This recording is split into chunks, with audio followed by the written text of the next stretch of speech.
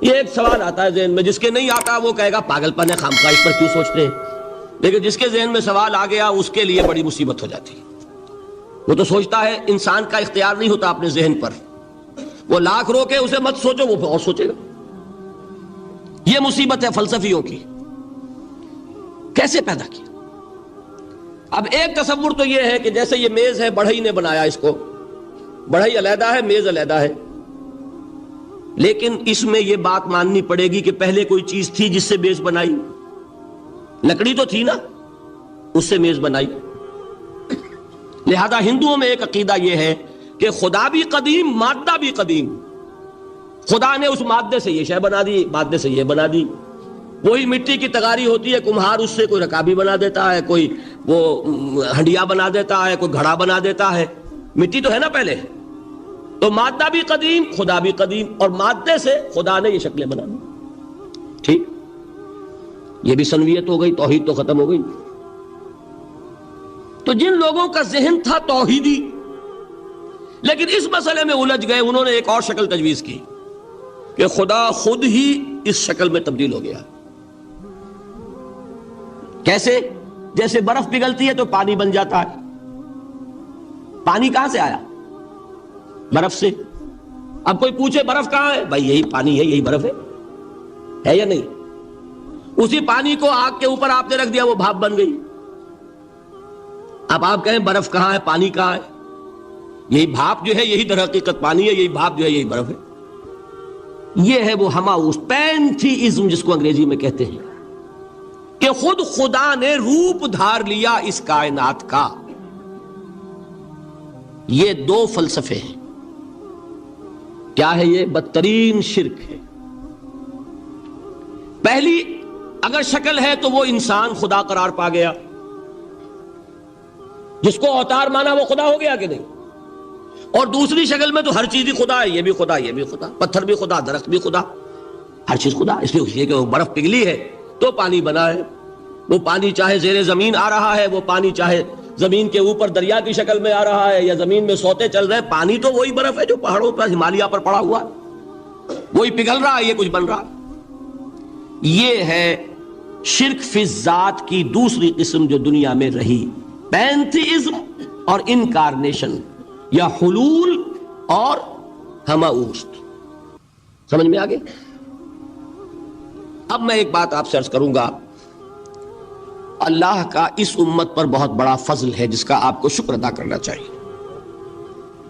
اس نوع کے شرک سے یہ امت 15ویں صدی شروع ہو جانے کے باوجود تاحال بحیثیت مجموعی محفوظ ہے۔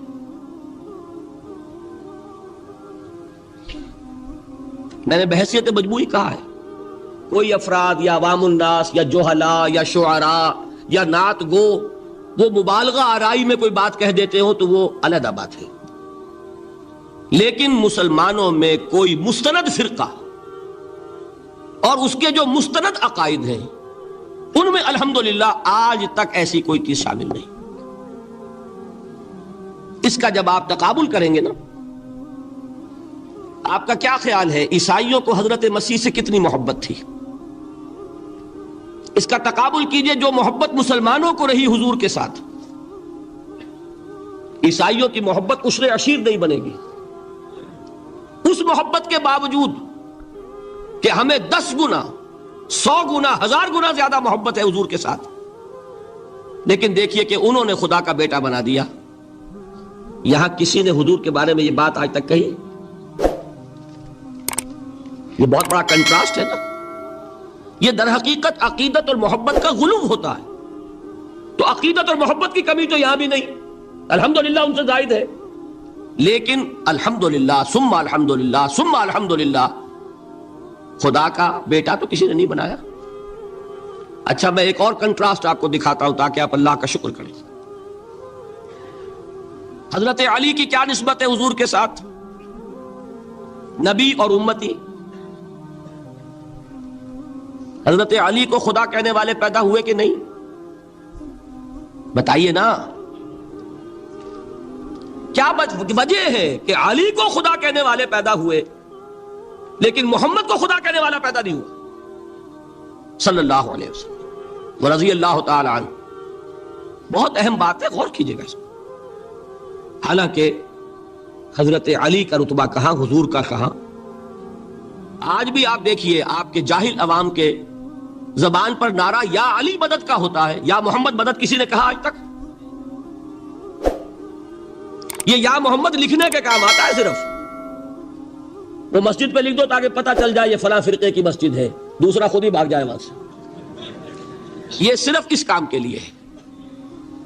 باقی جہاں اصل میدان میں بات آتی ہے، کوئی نعرہ لگاتا ہے یا محمد مدد. محمد کا رتبہ اونچا یا علی کا؟ تو ان سے کیوں نہیں مدد مانگی؟ یہ سوالات آپ کے سامنے رکھ رہا ہوں میں. پھر یہ کہ جس طریقے سے کہ غوث اعظم کو پکارا جاتا ہے، کیا محمد کو پکارا جاتا ہے؟ کیا نسبت ہے؟ حضرت علی تو پھر بھی صحابی ہے، خلیفہ چہارم ہے، حضور کے چچا داد بھائی ہے، داماد ہے. غوث اعظم تو بہرحال وہ نسبت تو نہیں ہے. دیکھیے میں اس کا تعلق جوڑتا ہوں ختم نبوت سے. جس طرح اللہ نے خصوصی حفاظت فرمائی ہے قرآن کی، اسی طرح خصوصی حفاظت فرمائی ہے محمد الرسول اللہ. یہ اسپیشل پروٹیکشن ہے، ورنہ نہیں ہو سکتی تھی. یہ خصوصی تحفظ ہے اللہ. یہاں بگاڑ پیدا ہو جائے تو صحیح کون کرے گا؟ اب حضرت مسیح کی اصل حقیقت تو حضور نے آگے بتا دی. ذالک عیسی ابن مریم قول الحق الذی فیہ یمترون ما کان للہ ان یتخذ ولدا سبحانہ. یہ حضور نے آ کر حضرت مسیح کی حقیقت بیان کر دی کہ نہیں؟ سورہ مریم کی یہ آیات سنی تھی نجاشی رحمت اللہ علیہ نے جب حضرت جعفر ابن ابی طالب کی زبان سے، تو کیا کہا تھا تنکا اٹھا کر، خدا کی قسم جو ان آیات میں مسیح کا مقام بیان ہوا ہے، مسیح اس سے تنکا بھر بھی زیادہ نہیں ہے. لیکن اگر محمد الرسول اللہ کو خدا کا بیٹا بنا دیا گیا ہوتا یا خدا بنا دیا گیا ہوتا تو کون آتا اس کی اصلاح کے لیے؟ جیسے قرآن مجید کا تحفظ ہے، ایسے ہی محمد الرسول اللہ کا تحفظ ہے. وہ تحفظ ہوا کیسے ہے؟ جتنا قرآن مجید نے ایمفیسائز کیا حضور کی بشریت کو، قل انما انا بشر مثلکم، اے نبی ان کو بتاتے رہیے، بار بار بتائیے کہ مجھے کچھ اور نہ بنا لینا، میں بھی بشر ہوں، انسان ہوں. ہاں مجھ پر وحی ہوتی ہے، تم پر نہیں ہوتی، یہ فرق ہے. میں رسول ہوں، تم نہیں ہو. یہ بعد میں ذرا اور مسئلہ میں واضح کروں گا. ابھی صرف یہ نوٹ کیجئے کہ یہ تحفظ جو ہے، جیسے قرآن کو تحفظ دیا لیکن اس کے لیے ذرائع بھی ہے نا. یہ حفظ قرآن کا سلسلہ جو ہے یہ اس کا ذریعہ بنا. یہ رمضان میں تراویح جو ہے اس کا ذریعہ بنی.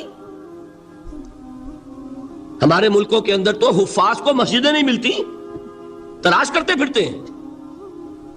اور ایک جیسا کہ اینول جشن ہوتا ہے قرآن مجید کا، ہر حافظ اپنا حفظ تازہ کر رہا ہے، حفاظ لگے ہوئے ایک دوسرے کے ساتھ تازہ کرنے میں. یہ ذریعہ ہے اللہ تعالیٰ نے کہ جس کے ذریعے سے قرآن کو محفوظ کیا. تو حضور کو جو حفاظت دی اس کا ایک طریقہ کیا ہوا؟ قرآن مجید میں حضور کی بشریت کا نمایاں کرنا، اور دوسرا یہ کہ خود حضور نے ایسی باریک بینی سے روکا. یہ بھی آپ کو پسند نہیں تھا کہ میں آؤں تو تم کھڑے ہو جاؤ. سنا کہ نہیں سنا آپ نے؟ صحابہ کو آپ روکتے تھے. ایک صحابی کی زبان سے نکل گیا ما شاء اللہ و ما شئت، جو اللہ چاہے اور جو آپ چاہیں. فوراً ٹوک دیا اجعلتنی للہ ندن، کیا تم نے مجھے خدا کا مد مقابل بنا دیا؟ مشیت صرف اس کی ہے. یہ روک ٹوک،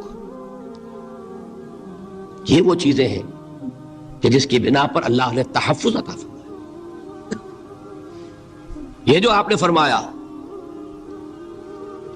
میری قبر کو کسی جلسے اور جشن کا مرکز نہ بنا لینا، فرمایا کہ نہیں فرمایا؟ اللہ تعالیٰ لعنت فرمائے بنی اسرائیل پر کہ انہوں نے اپنے نبیوں کی قبروں کو وہ میلہ گاہ بنا لیا. یہ ساری وہ ہیں، یہ تحفظات ہیں، یہ بچاؤ ہے. یہ امت کو متنبہ کیا جا رہا ہے کہ محبت اور عقیدت کا غلو جیسے پہلے ہوا، یا اہل الکتاب لا تغلو فی دینکم، اے کتاب والو اپنے دین میں غلو سے کام نہ لو. یہ غلو محبت، غلو عقیدت ہے جس کی بنا پر وہ خدا کے بیٹے بنا دیے گئے. اور اگر وہ ہوتا یہاں اللہ کا نہ معلوم اللہ کے برابر کس طریقے سے حضور کو بنا دیا جاتا. لیکن قرآن نے خود حضور نے اس کی پیش بندی کی، جس کا ظہور ہم دیکھ رہے ہیں کہ اللہ کے فضل و کرم سے یہ امت تا حال بحیثیت مجموعی محفوظ ہے. البتہ دیکھیے شاعروں کی باتیں اور ہوتی ہیں، اور عوام کی اور واعظوں کی اور نعت گوؤں کی باتیں جو ہے وہ اور ہیں. میں جس چیز کی نفی کر رہا ہوں وہ علماء کی بات ہے. شاعروں کا تو قرآن مجید کے اندر خود ہی بھاڑا پھوڑ دیا اللہ نے. والشعراء يتبعهم الغاوون الم تر انهم في كل واد يهيمون انهم يقولون ما لا يفعلون. مبالغہ نہ کریں تو شعر میں رنگ ہی پیدا نہیں ہوتا. پھر شعر کائے کو کہنا ہے نثر کہو بھائی. مبالغے سے اس میں ایک تاثیر پیدا ہوتا. وہ مبالغے ہمارے شاعروں نے ہمارے نعت گوؤں نے کیے ہیں، اور اس میں اللہ تعالیٰ انہیں معاف کرے بالکل اوتار کر الفاظ بھی استعمال کر دیے. وہی جو مستوی عرش تھا خدا ہو کر اتر پڑا وہ مدینے میں مصطفیٰ ہو کر. بتائیے رام چندر جی کے بارے میں جو عقیدہ ہے، اب کیا فرق رہ گیا؟ بال برابر فرق ہے یہاں کوئی؟ اور نکتے پیدا کرتے ہیں. مدینے کی مسجد میں منبر کے اوپر بغیر عین کا ایک عرب ہم نے دیکھا. کیا سمجھ میں آیا؟ عرب میں سے عین نکالا کیا بنا؟ یہ نکتہ آفرینی ہے.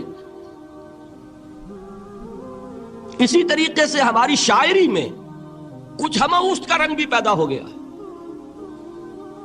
خود کوزاؤ خود کوزا کرو خود گلے کوزا، خود رند صبو کش خود برسر آکوزا خریدار بے آمد بشکست و رواں شد. وہ خود ہی کوزا ہے، خود ہی مٹی ہے جس سے کوزا بنا ہے، خود ہی کوزے کا بنانے والا ہے. سمجھ رہے؟ الفاظ تو بڑے پیارے ہیں، بڑے مزیدار ہیں، آدمی ایک دفعہ وجد میں آ جاتا ہے. لیکن ہے کیا؟ وہی ہے نا کہ وہی جو برف تھا پگھل کر پانی بن گیا. خود کوزاؤ خود کوزا کرو خود گلے کوزا خود رندے صبو کش. خود ہی اس کوزے میں شراب ڈال کے پیتا بھی ہے، خود ہی مٹی ہے، خود ہی وہ بنانے والا ہے، خود ہی کوزا ہے، خود ہی اس میں شراب ڈال کے پیتا بھی، اور خود ہی اس کوزے کو توڑ کر اپنا راستہ بھی لیتا. اب آپ اس پر سر دنیے اور جو چاہے کریں، لیکن یہ کہ اس کا ڈانڈے مل گئے کہ نہیں اسی ہماؤس سے. لیکن یہ کسی مفتی کی بات ہے کیا؟ یا کسی ائمہ دین میں سے کسی کا قول ہے؟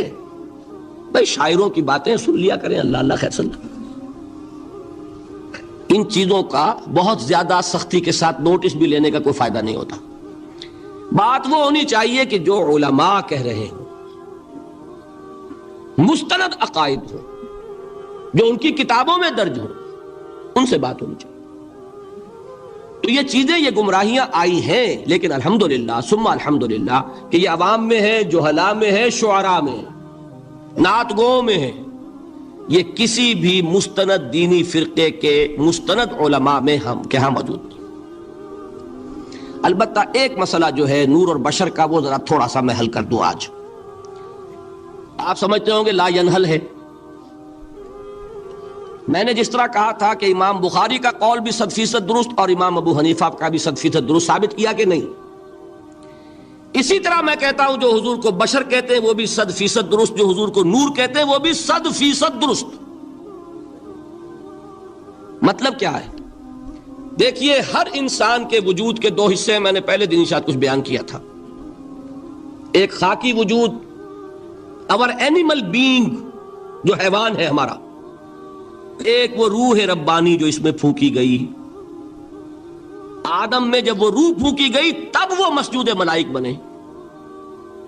فَإِذَا سَوَّيْتُهُ وَنَفَخْتُ فِيهِ مِن رُوحِي فَقَعُوا لَهُ سَاجِدِينَ. دو جگہ آئے تھے قرآن مجید میں ایک شوشے کے فرق کے بغیر، سورہ حجر اور سورہ صاد. جب میں اس کو پوری طرح تیار کر لوں اور اس میں اپنی روح میں سے پھونک دوں تو گر پڑنا اس کے سامنے سجدے میں. ہمارا جو خاکی وجود ہے وہ ظلمانی ہے، اور جو ہمارا روحانی وجود ہے وہ نورانی ہے. اس کی نسبت کس سے ہے؟ اللہ سے. بات سمجھ میں آئی؟ لیکن ہم نے اپنے اس نورانی وجود کو اپنے خاکی ظلمانی وجود میں دفن کیا ہوا ہے. اور محمد الرسول اللہ صلی اللہ علیہ وسلم کا وہ نورانی وجود آپ کے اس خاکی وجود پر اس درجے غالب تھا کہ وہ خاکی وجود معدوم کے درجے میں ہے، لیکن وہ حضور صلی اللہ علیہ وسلم پر اثر انداز نہیں ہو سکتا۔ وہی خاکی وجود ہے جسے ہم نفس کہتے ہیں، نفس غلبہ کر سکتا ہے محمد پر صلی اللہ علیہ وسلم۔ حضور کی شخصیت کی نورانیت نے آپ کی شخصیت کے خاکی وجود کا احاطہ کیا ہوا، ہماری شخصیت کی ظلمانیت نے ہماری اس نورانیت کو گل کیا ہوا، دفن کیا ہوا، چھپایا ہوا ہے۔ بس یہ فرق ہے۔ انہیں آپ کہہ لیں نور، صحیح ہے، ان کی نورانیت غالب ہے۔ یہی بات ہے جو حضور نے اس طرح سمجھائی۔ دیکھو ہر انسان کے ساتھ ایک شیطان ہوتا ہے۔ اب کسی صحابی نے بڑی جرت سے کام لیا، پوچھ لیا حضور کہ آپ کے ساتھ بھی ہے؟ ہر انسان کے ساتھ جو کہا نا، تو انسان تو ہے آپ بھی، جو کہ آپ کے ساتھ بھی ہے۔ آپ نے فرمایا ہے، لیکن میں نے اسے مسلمان کر رکھا ہے۔ بات ختم ہو گئی، نفی نہیں ہے، وہ میرے تابع ہے، میرا مطیع ہے، مجھے گدن نہیں پہنچا سکتا، ہے تو صحیح، لیکن نہ ہونے کے درجے میں آ گیا کہ نہیں؟ یہ ہے فرق سارا۔ اور میں یہاں پہ کوٹ کرنا چاہتا ہوں ایک بہت بڑے بریلوی مکتب فکر کے عالم دین، صاحب زادہ، نام میرے ذہن سے ایک دم اتر گیا، فیض الحسن، اللہ تعالیٰ ان کی خطاؤں سے درگزر فرمائے، ان کی مغفرت فرمائے۔ آپ نے سنا ہوگا نا نام۔ انہوں نے ایک روز تقریر کی جو میں نے سنی، اور تقریر کہاں کی؟ ساہیوال میں۔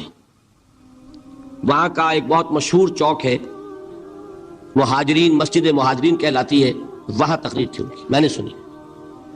ان کے الفاظ یہ تھے کہ کیا آپ لوگ ہمیں جاہل سمجھتے ہیں؟ کیا ہمیں عربی نہیں آتی؟ کیا ہم نے قرآن نہیں پڑھا جس میں بار بار یہ لکھا ہوا ہے کہ حضور بشر ہیں؟ حضور بشر ہیں، لیکن اصل میں ہم حضور کی بشریت کو نمایاں کرنے کو سوء ادب سمجھتے ہیں۔ بات سمجھیے آپ نے، اس قدر پیاری بات ہے۔ انہوں نے کہا کہ آپ کے باپ کا نام کیا ہے؟ عبد الرحمن۔ آپ عبد الرحمن کہہ کے پکارتے ہیں انہیں؟ ابا جان۔ ابھی آپ نے وہ آیات سنی، حضرت ابراہیم نے اپنے مشرک باپ کو یا ابت ہے، یا ابت ہے، بڑا پیارا ترجمہ کیا، ابا جان، ابا جان۔ کیا نام لیں گے؟ آپ کے باپ کا نام ہے، نام نہیں لیتے آپ، کیوں؟ ادب کی وجہ سے۔ اسی وجہ سے ہم در حقیقت حضور کی بشریت کو نمایاں کرنے کو سوء ادب سمجھتے ہیں، ورنہ کوئی ہم جاہل ہیں، ہمیں عربی نہیں آتی، ہم نے قرآن نہیں پڑھا، ہم جانتے ہیں کہ وہ بشر۔ بات سمجھ میں آئی؟ کتنی آسانی سے مسئلہ حل ہوتا، بشرطے کہ نیت حل کرنے کی ہو۔ آخر آمنہ کے بیٹے ہیں، عبداللہ کے بیٹے ہیں، عبد المطلب کے پوتے ہیں، بچپن آپ پر گزرا ہے، لڑکپن آپ پر گزرا ہے، نوجوانی آپ پر آئی ہے، جوانی آپ پر آئی ہے، شادی آپ نے کی ہے، اولاد آپ کی ہے۔ کون بے وقوف احمق ہوگا کہ جو آپ کی بشریت کا انکار کرے گا؟ لیکن یہ کہ جس طریقے سے اس کو بیان کیا جاتا ہے وہ ایک مسئلہ بن گیا اختلافی، وہ رد و قضا اور کھینچ تان۔ اور اس میں بھی سمجھ لیجئے مثلکم پر جو ایمفیسس بعض حضرات دے دیتے ہیں اپنے توحیدی، جو ان کے اندر ایک مزاج ہے، اللہ تعالیٰ ان کے مزاج کو اور پختہ کرے، لیکن اس میں بھی مبالغہ کیا جاتا ہے۔ ایک حدیث مجھ سے سنیے جس میں حضور نے مثل کا انکار کیا۔ مثلکم کا مطلب اگر کسی نے یہ سمجھا کہ بالکل ہم جیسے ہیں تو بہت بڑی مغالطے میں۔ حضور صوم وصال سے منع فرماتے تھے، خود رکھتے تھے۔ صوم وصال کیا ہے؟ آج روزہ رکھا، شام کو افطار نہیں کیا، وہی روزہ رات بھر چل رہا ہے، اگلے دن بھی چل رہا ہے، شام تک کو جا کے پھر کھولا تو 2 دن کا صوم وصال ہو گیا۔ اگلے دن بھی نہیں کھولا، چلا تو 72 گھنٹے کا صوم وصال ہو گیا۔ یہ کیا ہے؟ صوم وصال۔ خود رکھتے تھے اور صحابہ کو روکا۔ صحابہ میں سے کسی نے ہمت کر لی، حضور آپ خود رکھتے ہمیں روکتے؟ فرماتے ہیں ایکم مثلی، تم میں سے کون مجھ جیسا ہے؟ ابھی تو عند ربی، میں تو اپنے رب کے پاس رات گزارتا ہوں، ہوا یطعمنی ویسقین، وہ مجھے کھلاتا ہے پلاتا ہے۔ بتائیے کون ہے جو اس کا دعویٰ کرے گا؟ حضور کے خصائص ہیں۔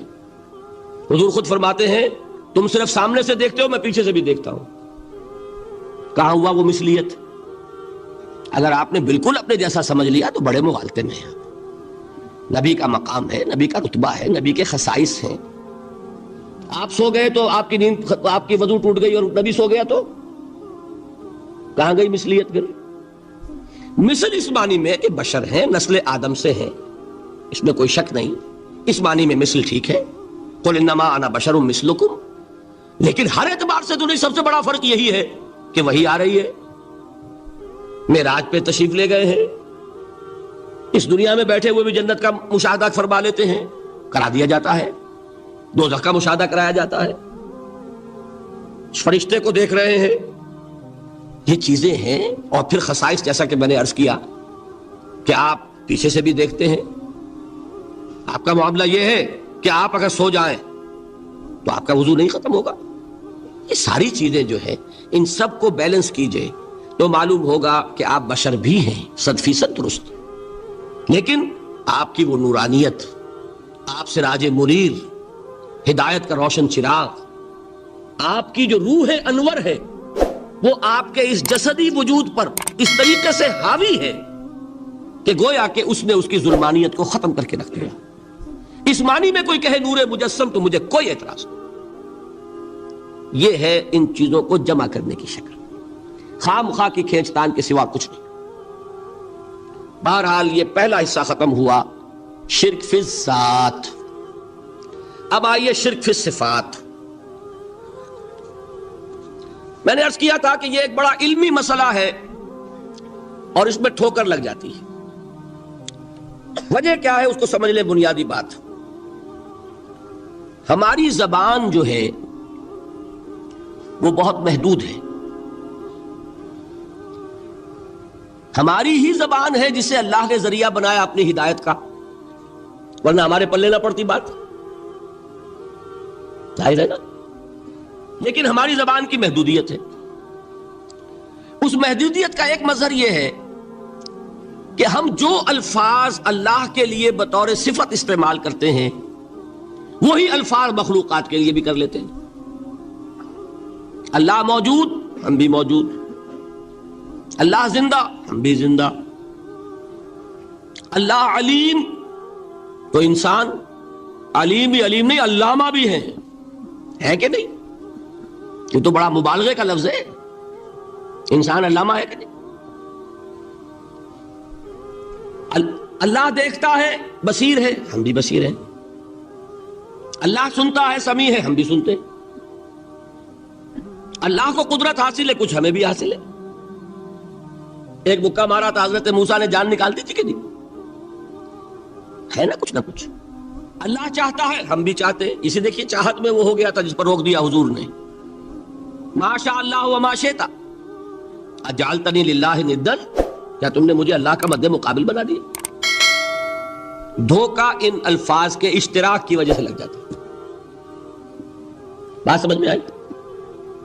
اب اس میں فارمولہ میں نے عرض کیا تھا کہ ایک نوٹ کر لیں تو مسئلے سارے حل ہو جائیں.